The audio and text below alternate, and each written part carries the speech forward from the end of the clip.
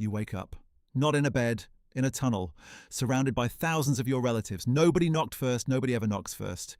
Welcome to a day in the life of an ant. You don't really have mornings, you just get assigned a job.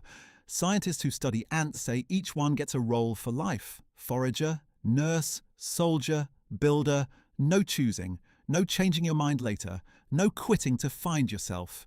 You're already found. You are an ant. The job is the job. Today you're a forager. That means one task. Find food and bring it home. So you walk. A lot. Some ants travel distances that, for their size, are like a human walking for miles just to find a snack. Imagine driving an hour for a single fry. Now imagine doing that on foot. Now imagine doing it every single day forever. You don't talk to other ants either. You leave smells instead.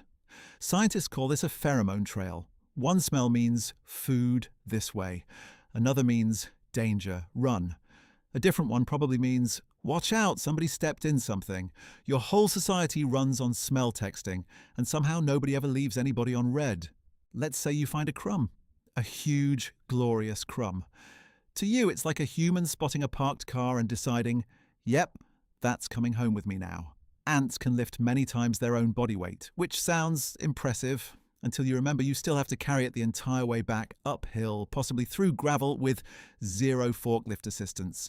And the trip home isn't safe. Birds, bigger bugs, sometimes a giant human shoe falling from the sky with absolutely zero warning and zero apology afterward. Most things in your world are bigger than you. Basically, everything is bigger than you. You're basically living inside a world built entirely out of obstacles. And also, somehow, that's just Tuesday. Here's the strange part, though. Even if something happens to you today, the colony barely notices. Scientists call this a superorganism. The group matters more than any single ant. If you don't make it home, another ant just takes over your job. Probably by lunch, no funeral, no farewell cards signed by the team, just a seamless, slightly chilling replacement. If you do make it home, you'll find a surprisingly impressive nest. Tunnels, nurseries, storage rooms. Some ant colonies even have built-in airflow systems, basically natural air conditioning. Better climate control than some old apartments humans have lived in. Somewhere out there, an ant has better ventilation than you do, and it's never once paid a utility bill. And there's no clocking out. There's always more food to find, more tunnels to fix, more eggs to watch if that's your job today. Ants don't really stop. The smell texting never ends. There's no out-of-office reply. There's no weekend. There's no PTO. There's just tunnel, crumb, repeat. Let's talk about the soldiers for a second, because their job is wildly different from yours. While you're out hauling snacks, soldier ants are defending the colony, sometimes from threats many times their size. Some species even have soldiers with jaws specifically built just for fighting, not even eating, just pure defense. Imagine being born with a body part that only exists for one purpose: combat.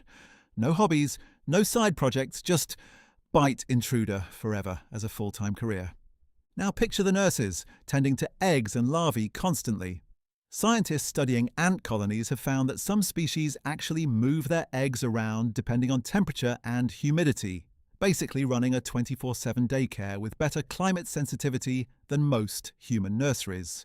No nap schedules posted on a whiteboard, just instinct, constant motion, and an enormous number of tiny eggs that all somehow need slightly different care at slightly different times. And there's also a queen, but she's not bossing anyone around. Her whole job is laying eggs, sometimes thousands of them, for years. Everything else, food, defense, building, cleaning, gets handled entirely by workers like you.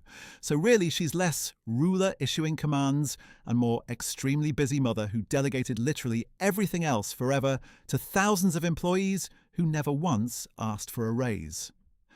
By the end of the day, you've walked something like a marathon, carried something way too big for your body, dodged a few near-death moments, talked entirely through smell, helped maintain a nursery, a food system, and possibly a defense network, all without a single meeting, memo, or motivational poster. And tomorrow, you do it all again. Same tunnel, same job, same crumb economy. It's worth saying this isn't really a sad story. Scientists who study ant colonies often describe them as one of the most successful life forms on the planet, with some colonies surviving for decades, even though individual ants live for a relatively short time.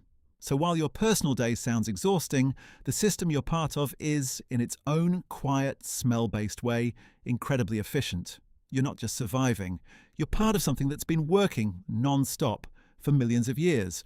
So next time you see an ant crossing your kitchen floor, remember, that ant just walked a marathon, dodged disaster more than once, helped run a nursery, a pantry, and possibly a tiny army, and is mid-conversation with thousands of siblings, all through smell, all to bring home a crumb you didn't even know you dropped. And you're standing there, with a shoe, about to make its entire week a lot worse without even realizing what you just interrupted.